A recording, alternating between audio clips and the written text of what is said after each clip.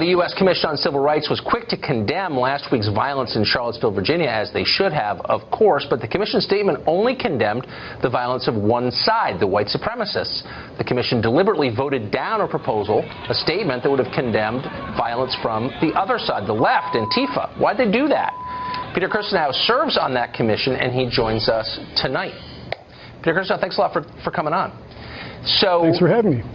Why would the commission, if I'm understanding this correctly, this wasn't just a thoughtless omission. This was an intentional decision not to condemn that violence. Why would they make that decision? I think it's because they approve of a certain set of political positions and disapprove of others. And if you are perpetrating violence in furtherance of something they approve of, well, maybe they'll look the other way. They refused to adopt a very reasonable amendment to the resolution that all of us voted on, condemning the violence in Charlottesville. But the resolution was directed only at the Klan, the white nationalists, the Nazis, very appropriately so. That should have been condemned, and we all voted in condemnation. We also made note of the tragic death of Heather Heyer. But there's copious amount of reporting that shows that Antifa was also engaged in brutality. The New York Times reported a couple of media people were beat over the head by Antifa folks. They were using clubs, they were beating people. And so we made a very reasonable proposal, an anodyne proposal, if you will, that said, while we support peaceful protest, there was violent protest, and we condemned violence by all sides, including the so-called Antifa group, but the majority on the commission, 6-2, voted against it. Do they, I mean, that seems like such a reasonable proposal. Did they explain why they didn't vote for it? The only explanations we got were they didn't want to water down the original proposal, and one of the commissioners said, well, we don't want to necessarily condemn people who may have gotten carried away. That's an unsatisfactory response from the U.S. Commission on Civil Rights. Our organic statute says that we deal with denials of equal protection. We're about equal treatment. And yet, if you have a disfavored viewpoint, and look, I have a disfavored viewpoint of the Klan, white nationalists, and all of those folks, but that doesn't give license to another group to beat you with impunity.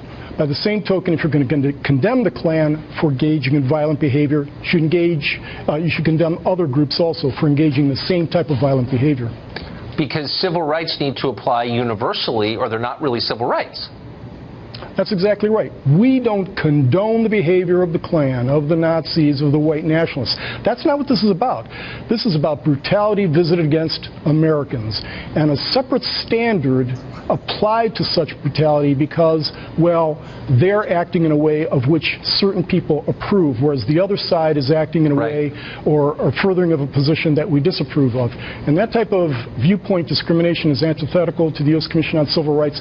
You could easily say that if the situation were reversed 50 years ago, where would the United States Commission on Civil Rights be? Well, they would say, look, you know, you can understand why someone would be annoyed if someone tried to sit at his lunch counter he didn't want. I mean, you can't, I mean, the whole point of America is, the ideal anyway, is that we apply the laws universally according to citizenship. If you're an American citizen, the law treats you the same as any other American citizen. That's the point. And that idea seems under attack to me.